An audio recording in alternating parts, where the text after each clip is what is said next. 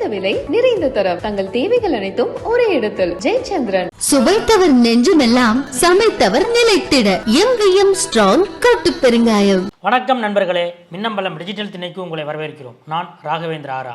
நேற்று ஜனவரி 10 சென்னை வந்த தேர்தல் உத்தி வகுப்பாளர் பிரசாந்த் கிஷோர் தமிழக வெற்றிக் கழக தலைவர் விஜயை சந்தித்தார். அந்த சந்திப்பின் அதிர்வுகள் அடங்காத நிலையில் நேற்று இரவு சென்னையில் தங்கிய பிரசாந்த் கிஷோர் இன்று அவர் திருப்பதி பயணம் மேற்கொள்ள இருந்ததை ரத்து செய்துவிட்டு இன்று காலையும் சென்னையிலேயே இருந்து தமிழக வெற்றிக் கழக நிர்வாகிகளுடன் அந்த ஆலோசனையை தொடர்ந்திருக்கிறார்.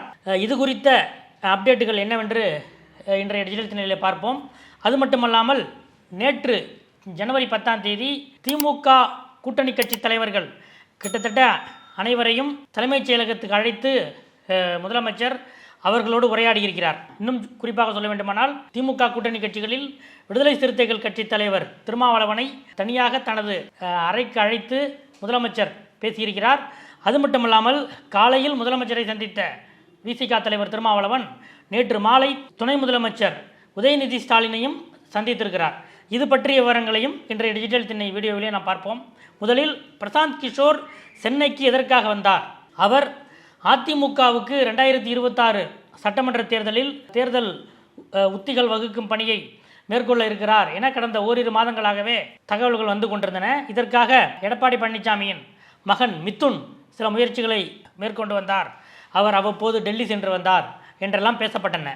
இந்த நிலையில் நேற்று சென்னை வந்த பிரசாந்த் கிஷோர் தமிழக வெற்றிக் கழக தலைவர் விஜயை சந்தித்தார். அதற்கு பிறகு சமீபத்தில் அக்கட்சியில் இணைந்த ஆதவ் அர்ஜுனாவை அவரது வீட்டில் சந்தித்து நேற்று இரவு ஆலோசனை நடத்தினார். சுமார் 10 மணி வரை அந்த ஆலோசனை நீடித்தது.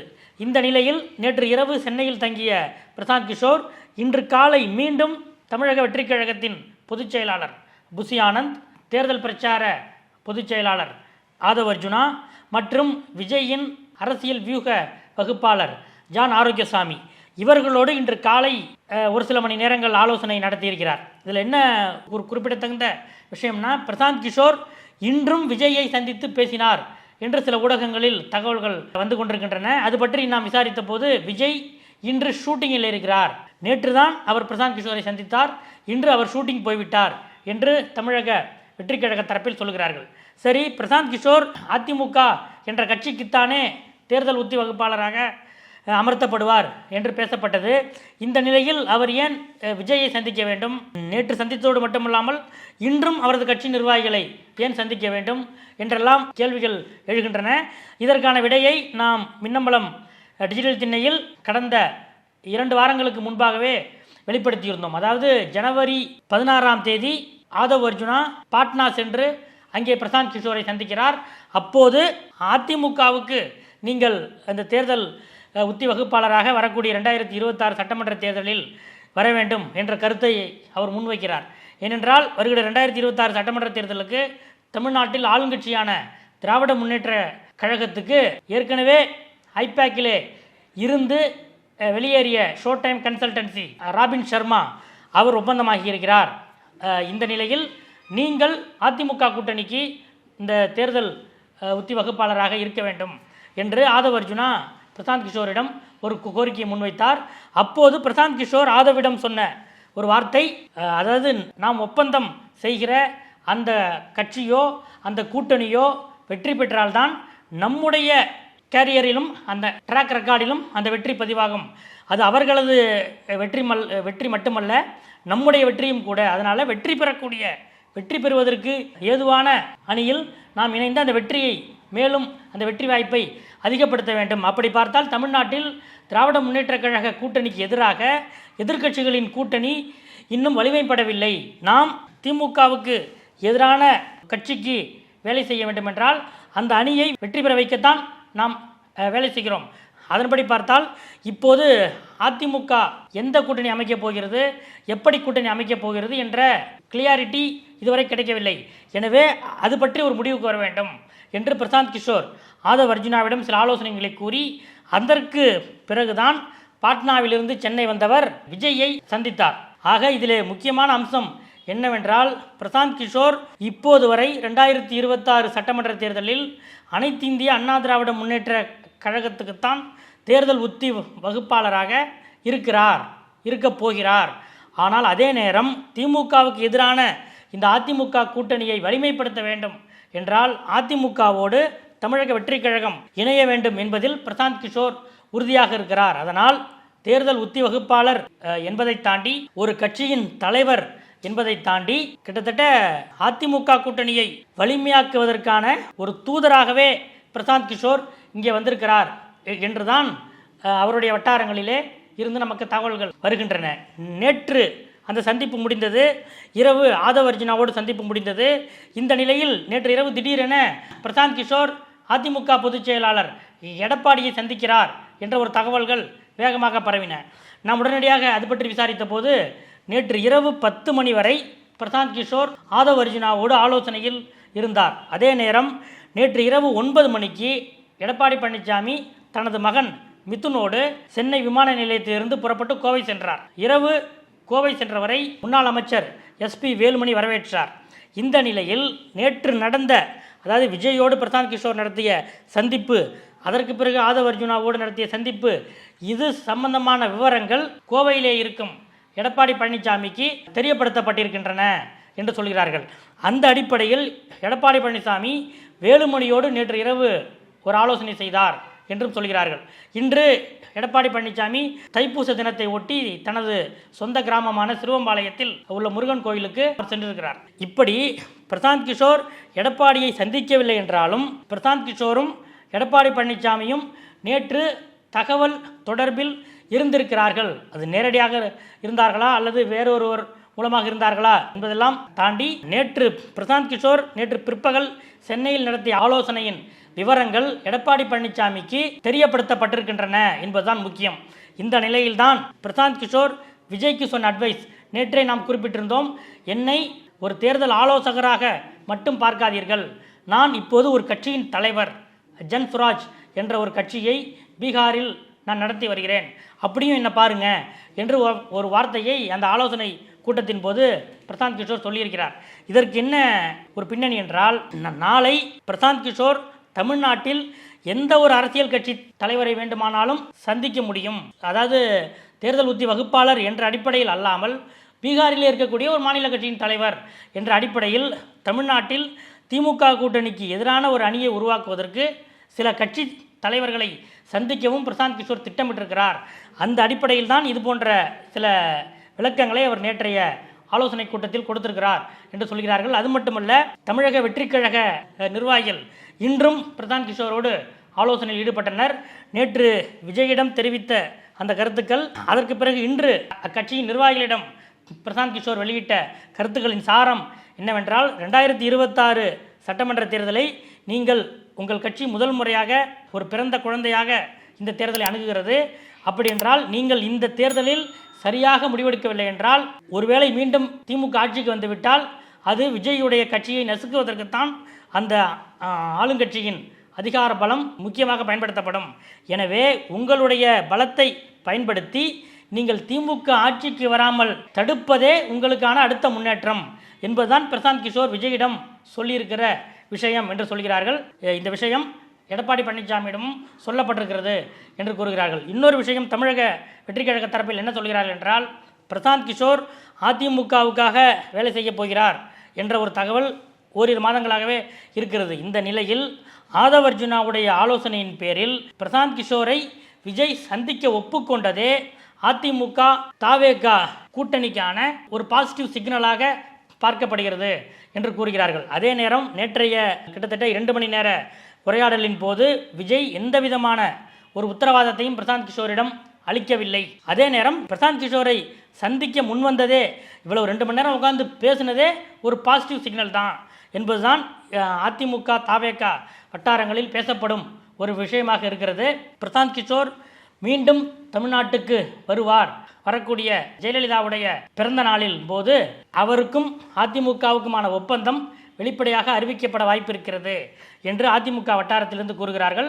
இன்னொரு பக்கம் ஆளுங்கட்சியான திராவிட முன்னேற்ற கழகம் இதை கூர்ந்து நோக்கி கொண்டிருக்கிறது. ஏனென்றால் அவர்களுக்கு 2026 சட்டமன்ற தேர்தலில் எதிர்க்கட்சிகள் எந்த அளவுக்கு தனித்தனியாக தேர்தலை சந்திக்கிறார்களோ அந்த அளவுக்கு ஆளுங்கட்சிக்கு அது சாதகம். அந்த அடிப்படையில் தமிழக வெற்றி கழகத்தை தனியாக தேர்தலை சந்திக்க வைக்க என்னென்ன பண்ண முடியுமோ அதையெல்லாம் திமுகவும் செய்ய ஆரம்பித்து விட்டது என்பது திமுக தரப்பிலிருந்து கிடைக்கக்கூடிய அப்டேட். இந்த சூழலை பிரசாந்த் கிஷோர் எப்படி எதிர்கொள்ளப் போகிறார், எப்படி அவர் அதிமுக தாவேக கூட்டணியை உருவாக்குவாரா என்பதெல்லாம் அடுத்தடுத்த கேள்விகளாகவே இருக்கின்றன. இதுதான் அதிமுக தாவேக பிரசாந்த் கிஷோர் தமிழக விசிட் இது பற்றிய அப்டேட். அடுத்ததாக நேற்று ஈரோடு கிழக்கு இடைத்தேர்தலில் வெற்றி பெற்ற திமுக வேட்பாளர் சந்திரகுமார் சட்டமன்றத்தில் சட்டமன்ற உறுப்பினராக பதவியேற்றார். இந்த நிகழ்ச்சி ஒரு சிம்பிளான நிகழ்ச்சி. இது ஒரு இடைத்தேர்தலில் வெற்றி பெற்ற எம்எல்ஏ சபாநாயகர் முன்னிலையில் சட்டமன்ற உறுப்பினராக பதவி பிரமாணம் எடுத்துக்கொள்கிறார். இந்த நிலையில் இந்த நிகழ்ச்சிக்கு கூட்டணி கட்சி தலைவர்கள் எல்லாம் அழைக்கப்பட வேண்டும் என்று முதலமைச்சர் ஸ்டாலின் அறிவுறுத்த, அதன்படி நேற்று முன்தினம் மாலையே கூட்டணி கட்சிகளுடைய விவகாரங்களை கையாளுகிற அவர்களோடு டச்சில் இருக்கிற திமுக தலைவர் ஸ்டாலின் சார்பில் அவர்களோடு டச்சில் இருக்கிற அமைச்சர் ஏவா வேலு ஒவ்வொரு தலைவருக்கும் ஃபோன் செய்து நாளைக்கு எல்லாம் வந்துருங்க, அசம்பிளிக்கு வந்துருங்க, இது மாதிரி சந்திரகுமார் பதவியேற்பு விழாவில் நீங்களும் இருக்கணும்ட்டு சிஎம் ஆசைப்படுறாரு விரும்புகிறாரு என்று சொல்லியிருக்கிறார். அதன்படியே செல்வ பெருந்தகை, திருமாவளவன், மார்க்சிஸ்ட் கம்யூனிஸ்ட் கட்சியின் மாநில செயலாளர் பே சண்முகம், இந்திய கம்யூனிஸ்ட் கட்சியின் மாநில செயலாளர் முத்தரசன், தமிழக வாழ்வுரிமை கட்சி தலைவர் வேல்முருகனும், மதிமுக பொதுச் செயலாளர் வைகோவும் அங்கே வந்திருந்தார். கூட்டணி கட்சி தலைவர்கள் நேற்று காலையே முதலமைச்சர் வருவதற்கு முன்பே தலைமைச் செயலகம் வந்துவிட்டார்கள். வி.சி. சந்திரகுமார் எம்எல்ஏவாக பதவி பிரமாணம் எடுத்துக்கொண்டார். அப்போது அந்த நிகழ்ச்சியிலே கூட்டணி கட்சி தலைவர்களோடு இனிமையாக பேசி நலம் விசாரித்திருக்கிறார் முதலமைச்சர் ஸ்டாலின். இந்த நிகழ்ச்சி முடிந்த பிறகு விசிக தலைவர் திருமாவளவன் ஏற்கனவே முதலமைச்சரை சந்திக்க நேரம் கேட்டிருந்தார். அந்த அடிப்படையில் அவருக்கு மட்டும் நேற்று முதலமைச்சரை சந்திக்க நேரம் ஒதுக்கப்பட்டது. ஏனென்றால் அவர் கடந்த ஓரிரு வாரங்களுக்கு முன்பு திண்டிவனத்தில் மிக கடுமையாக போலீஸ் அதிகாரிகளை தாக்கி கடுமையாக விமர்சித்து பேசியிருந்தார். அதாவது, நாம் திமுக கூட்டணி கட்சியில் இருந்தாலும் போலீஸும் வருவாய்த்துறையும் நம்மை ஒடுக்குவதிலேயே மிக குறியாக இருக்கிறது, அதிகாரிகள் சாதி உணர்வோடு செயல்படுகிறார்கள் என்றெல்லாம் அந்த மீட்டிங்கில் பேசியிருந்தார். இது தொடர்பாக நான் முதலமைச்சரை சந்தித்து நிச்சயமாக முறையிடுவேன் என்றும் கூறியிருந்தார். அந்த அடிப்படையில் ஸ்டாலினிடம் நேரம் கேட்கப்பட்ட அந்த நிலையில் நேற்றைய பதவி பிரமாண நிகழ்ச்சிக்கு பிறகு திருமாவளவனுக்கு முதலமைச்சரை சந்திக்க நேரம் அளிக்கப்பட்டது. அப்போது முதலமைச்சரை திருமாவளவன் சந்தித்த போது 4 கோரிக்கைகளை அவரிடம் அளித்ததாக திருமாவளவன் பத்திரிகை செய்தி வெளியிட்டிருக்கிறார். அதாவது, வேங்கை வயல் விவகாரத்தில் அந்த குற்றப்பத்திரிகை தாக்கல் செய்யப்பட்ட இந்த நிலையில் பட்டியல் சமுதாய மக்கள் மீதே இதற்கான அந்த குற்றம் சாட்டப்பட்டிருக்கிறது, இதை ஏற்றுக்கொள்ள முடியாது. அதனால் தற்போது தாக்கல் செய்யப்பட்டுள்ள அந்த குற்றப்பத்திரிகையை இறுதியாக கருதாமல் இது தொடர்பாக தீர விசாரித்து உண்மையை கண்டறிய நீதி விசாரணைக்கு ஆணையிட வேண்டும். அதாவது, ஓய்வு பெற்ற உயர்நீதிமன்ற நீதிபதி அல்லது உச்சநீதிமன்ற நீதிபதியின் தலைமையில் ஒரு நபர் விசாரணை ஆணையம் அமைக்க வேண்டும் என்று ஒரு கோரிக்கையை முதலமைச்சரிடம் அவர் கொடுத்திருக்கிறார். அதே போல பட்டியல் சமூக பிரிவினருக்கு பதவி உயர்வில் இடஒதுக்கீடு தொடர்பாக சட்டம் இயற்ற வேண்டும் என்ற கோரிக்கையும், பட்டியல் சமுதாயத்தினருக்கு அந்த உள்ளாட்சி அமைப்புகளில் தனியாக வணிக வளாகங்கள் அமைத்து தர வேண்டும் என்பதையும், சாதிய வன்கொடுமைகளை கடுமையாக தடுக்க வேண்டும் என்ற இந்த 4 கோரிக்கைகளை முதலமைச்சரிடம் அளித்ததாக திருமாவளவன் பத்திரிகை குறிப்பில் தெரிவித்திருக்கிறார். அதே நேரம் இன்னும் சில கோரிக்கைகளையும் முதலமைச்சரிடம் திருமாவளவன் வலியுறுத்தியிருக்கிறார் என்று சொல்கிறார்கள். அதாவது, போலீஸ் அதிகாரிகள் விசிகாவினரை திட்டமிட்டு அடக்குகிறார்கள். அதற்கு சில உதாரணமாக சில போலீஸ் அதிகாரிகளின் பெயர்களையும் அவர்கள் எந்தெந்த இடங்களில் எந்தெந்த பதவிகளில் இப்போது பணியாற்றுகிறார்கள் என்ற பட்டியலையும் முதலமைச்சரிடம் கொடுத்து, இந்த அதிகாரிகள் எல்லாம் எங்களை குறிவைத்து செயல்படுகிறார்கள் என்ற ஒரு புகாரையும் முதலமைச்சரிடம் அவர் கொடுத்திருக்கிறார் என்று சொல்கிறார்கள். அதே போல வேங்கை வயல் கிராமத்தில் போலீஸை அங்கிருந்து விலக்க வேண்டும் என்றும் கோரிக்கை வைத்திருக்கிறார். அது மட்டுமல்ல, போலீசார் பல்வேறு அதாவது சமுதாய பிரச்சனைகளை, சமுதாய டென்ஷனை ஏற்படுத்துகிற சம்பவங்களை அப்படி பார்க்காமல் ஒரு சட்டம் ஒழுங்கு பிரச்சனையாக மட்டுமே பார்க்கிறார்கள் என்றும், அந்த சட்டம் ஒழுங்கு பிரச்சனையில் கூட விசிக மீது நடவடிக்கை எடுக்கும்போது மட்டும் சமுதாய ரீதியில் அணுகிறார்கள் என்றும் அழுத்தம் திருத்தமாக சில கோரிக்கைகளை முன்வைத்திருக்கிறார். அவர் அந்த சந்திப்பு முடித்துவிட்டு வெளியே வந்ததும் இதே கோரிக்கைகளை நீங்கள் துணை முதலமைச்சர் உதயநிதியையும் சந்தித்து அளித்திடுங்களேன் என்று திருமாவளவனிடம் சொல்லப்பட்டிருக்கிறது. இந்த நிலையில்தான், அதாவது இந்த முதலமைச்சருடைய சந்திப்பின் போதே துணை முதலமைச்சர் உதயநிதியும் அருகே இருந்திருக்கிறார். இருந்தபோதும் இந்த சந்திப்பு முடித்து வெளியே வந்ததும் இந்த விவரங்களை நீங்கள் டெப்டி சிஎம்கிட்டையும் ஒரு வார்த்தை சொல்லிடுங்க, அவரை சந்திச்சிருங்க என்று திருமாவுக்கு சொல்லப்பட்டிருக்கிறது. அதன்படியே திருமாவளவன் துணை முதலமைச்சர் உதயநிதியிடம் நேரம் கேட்டிருக்கிறார். நேற்று மாலையே உதயநிதி நேரத்தை கொடுத்திருக்கிறார். அந்த அடிப்படையில் திருமாவளவன் துணை முதலமைச்சர் உதயநிதி ஸ்டாலினை சந்தித்து காலையில் முதலமைச்சரிடம் என்னென்ன விஷயங்கள் சொன்னாரோ அதையெல்லாம் பேசியிருக்கிறார்.